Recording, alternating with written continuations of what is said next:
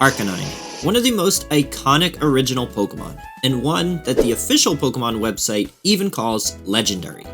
It's a favorite of both old and new Pokemon fans alike, but as most of the original Pokemon have long been power crept out of competitive play, Arcanine has managed to stand the test of time, remaining to this day one of the strongest Pokemon in the entire game. So, how has it managed to be so dominant even now, over 20 years after its release? Well, it wasn't always the powerful Pokemon we know it as today. So let's first look back through Arcanine's history to better understand how it's become such a staple in modern day competitive Pokemon in the first place. The official competitive Pokemon circuit as we know it dates all the way back to Generation 4, with the release of Diamond and Pearl in the late 2000s. Generation 4 also happened to bring about a major change to competitive Pokemon, a complete overhaul of the physical and special attack split. Prior to this, if Arcanine wanted to use a fire-type move to get the same type attack bonus, it would always be a special attack. However, from this point forward, moves would be classified as either physical or special based on the concept of the move itself. Flamethrower, for example, where the Pokemon just breathes fire at the opponent, would remain a special attack. Flare Blitz, on the other hand, where the Pokemon rams full speed into the opposing Pokemon, would be a physical attack. This allowed Arcanine to use the extremely strong Flare Blitz, as well as the higher of its two attacking stats, its physical attack. Arcanine also had the ability Intimidate, an incredibly strong ability that gets even better in double battles, as it lowers both of the opposing Pokemon's attack anytime it hits the field. Arcanine, sporting impressive physical damage, Intimidate, a strong priority move in extreme speed, good all-around stats, as well as nice supportive moves like Will-O-Wisp and Helping Hand, would certainly make you think, on paper, that Arcanine would be a top-tier choice for anyone's team in Generation 4. However, in practice, this just wasn't the case. Arcanine would end up seeing very little usage, and virtually no competitive success, in both 2008 and 2009, the first 2 years of the official competitive Pokemon circuit. When looking at all the tools Arcanine offers, it would only be natural to ask, why? Was it because the official competitive Pokemon circuit, or VGC for short, was still in its infancy and players just weren't as good as they are now? Well, while that is true, that wasn't actually the reason Arcanine saw very little play. In Generation 4, Fairy types didn't exist yet, so Fire was actually widely considered to be one of the worst defensive types in the entire game. But, even more importantly than that, the official competitive Pokemon rules back then were single elimination, best of 1, and Team Preview, which allows you to see your opponent's team of 6 before choosing which 4 you bring to the battle, did not exist yet. All of this combined significantly impacted players' team building decisions. Arcanine missing a single Will-O-Wisp, which only had 75% accuracy back then, could cost you an entire tournament. Likewise, if you faced a Rain team, which were extremely common back then, Arcanine would be completely dead weight, and you would find yourself in a 3 versus 4. Players would often elect for less risky Pokemon choices, ones that had accurate moves, didn't have crippling weaknesses, and could at least stand their ground in poor matchups. For the hybrid supportive and offensive role that Arcanine filled, Walkenbury Gyarados was seen as the much better choice. It also had Intimidate, good all-around stats, could support the team with 100% accurate Thunder Waves, also fared well into Fire and Steel type attackers, all while lacking any of the game-losing matchups that came with Arcanine's Fire type. Looking back, Arcanine was a really strong Pokemon. It simply got the short end of the stick, thanks to Game Freak and the Pokemon Company still learning how to design their games and tournament rules with competitive players in mind. If the rules back then were Swiss best of 3 with Team Preview, like modern day VGC, there's no doubt in my mind that Arcanine would have had a much different fate in Generation 4, and been one of the strongest Pokemon in the game. Let's move on to Generation 5. Black and White didn't give any direct buffs or nerfs to Arcanine, although one of the newly introduced moves, Snarl, was a nice supportive option it now had access to. Black and White also introduced Team Preview for the first time, and the Pokemon Company would now start running their tournaments with the Swiss format. These were major changes that would shake up how players approach team building in the years to come.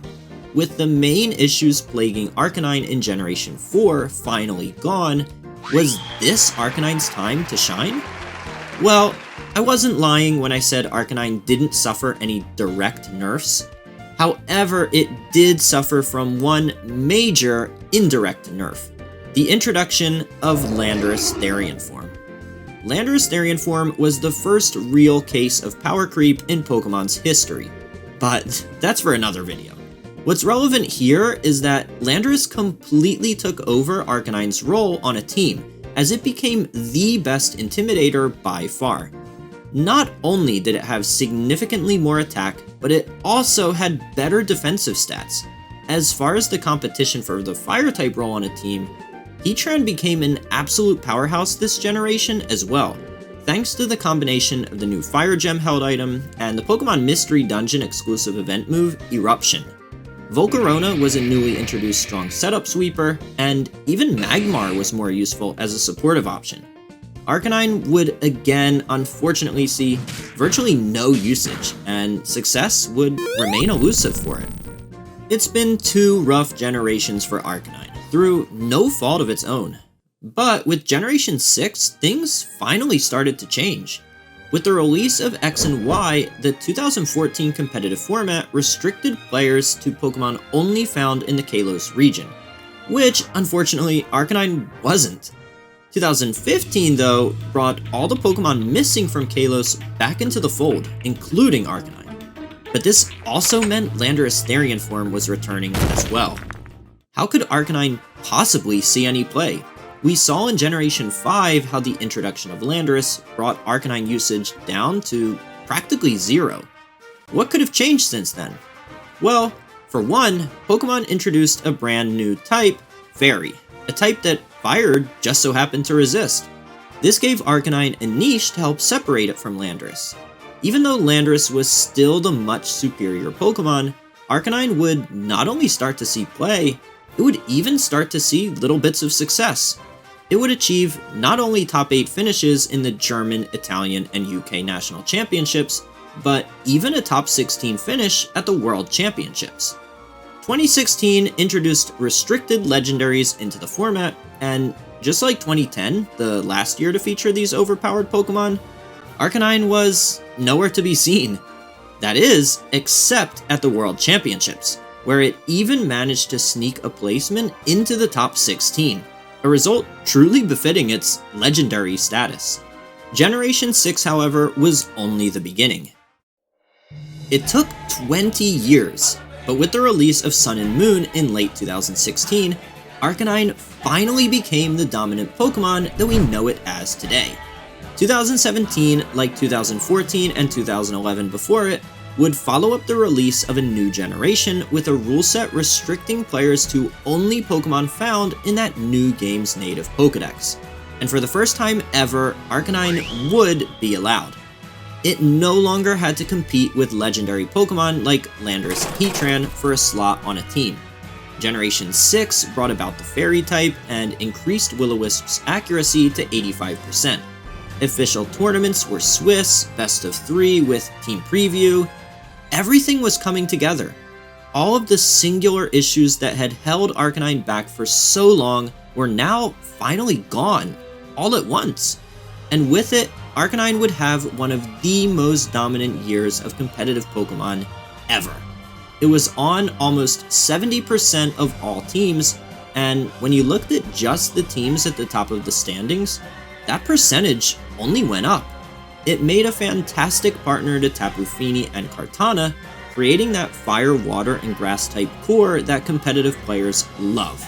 It also paired well with Tapu Koko, as offering a helping hand to an electric terrain boosted Z-move Gigavolt Havoc allowed it to one-hit KO nearly anything. Arcanine was also bulky enough to survive opposing Tapu Koko's terrain boosted Gigavolt Havoc, and strong enough to KO back with a combination of Flare Blitz and Extreme Speed. It It was the kind of Pokemon that could fit onto any team, regardless of the team's strategy. But all good times must come to an end. 2018 brought along a new challenger for the title of most dominant Pokemon. Incineroar was a largely forgotten Pokemon during 2017. It was yet another mediocre new starter that was simply outclassed by existing Pokemon. Outclassed until it was granted Intimidate as a hidden ability in March 2018. Incineroar had higher HP, attack, defense, and special defense, and had access to the move Fake Out, an incredible supportive move in competitive Pokemon, allowing you to immobilize an opposing Pokemon for one whole turn. Like Landorus T before it, Incineroar had access to the move U-Turn as well, allowing it to get off multiple Intimidates throughout the course of a battle, as it simply switched in and back out over and over. While previously, Arcanine could carve out a niche for itself as a Fire-type Intimidator in the post-Landorus world, Incineroar just completely outclassed it. Arcanine was still able to put up a first-place finish at an Australian regional that year, but that was it. It wouldn't sniff any success after that. Arcanine's fall from grace continued in 2019 as the Pokemon Company brought back the restricted legendaries for another go. While Arcanine did have that lone top 16 placement back at Worlds in 2016, Incineroar would do even better.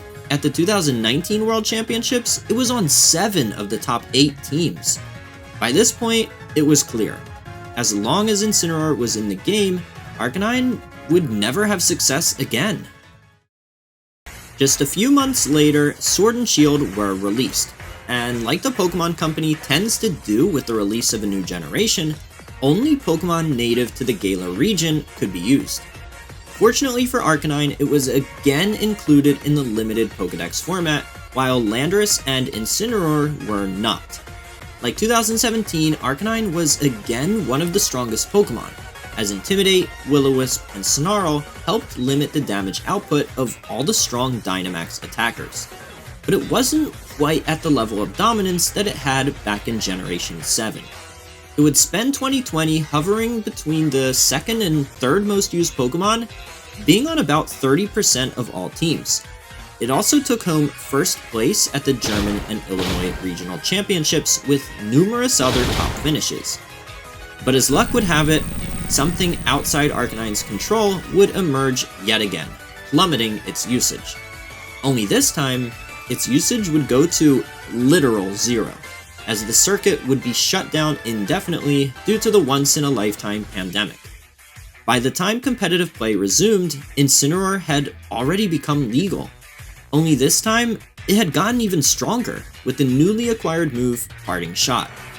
Like Landorus, I could spin off an entire video dedicated to the absurdity that is Incineroar, but this video is about Arcanine. Once Incineroar entered the ring, Arcanine's Generation 8 was effectively over. And with that comes the release of Scarlet and Violet, bringing us to where we are today. And as with Generations 5, 6, 7, and 8, the first official competitive rule set of Generation 9 would only allow Pokemon native to the Paldea region. Arcanine was again fortunate enough to be included in the Paldea region, as it would hopefully be able to pick up where it left off in Sword and Shield. However, this time, there was actually some doubt from the player base as to just how good Arcanine would be. Game Freak had introduced a number of ways to combat the Intimidate ability, so many thought that Arcanine wouldn't end up being all that good. But proving to many that Intimidate wasn't actually dead, Arcanine would again be a top 5 Pokemon in the format for most of the year, with a usage rate of about 30%. Arcanine was also on the winning team at 8 different regional level events, as well as at one international championship. It fit perfectly on well-balanced teams, especially alongside Palafin and Amoonguss, creating that incredibly powerful fire, water, and grass type core that Arcanine's been longing for since its heyday in 2017. Its fire typing also proved especially useful defensively, as by far the most dominant Pokemon this year was Fluttermane, an incredibly powerful, fast fairy type attacker. But at the World Championships that year, everything would change. For the first time ever, a brand new set of rules were announced for the World Championship. This new rule set introduced previous legendaries like Landorus, Heatran, and Urshifu, as well as the new Hisuian Pokemon. Urshifu Rapid Strike, Landorus Therian, and Heatran, all in different ways, deterred players from using Arcanine as we knew it. Instead, players turned to Arcanine's new Hisuian form that completely changed how it was played. Instead of being outclassed in its more traditional role, Hisuian Arcanine found a home on offensive-minded teams.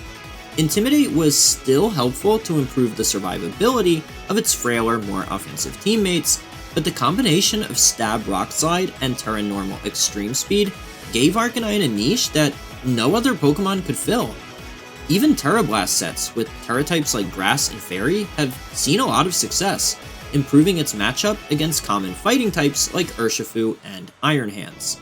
Hisuian Arcanine was able to overcome the power creep that Cantonian Arcanine couldn't, achieving not only a number of top cut finishes at that year's World Championships, but even a first place finish at the first regional championships post DLC.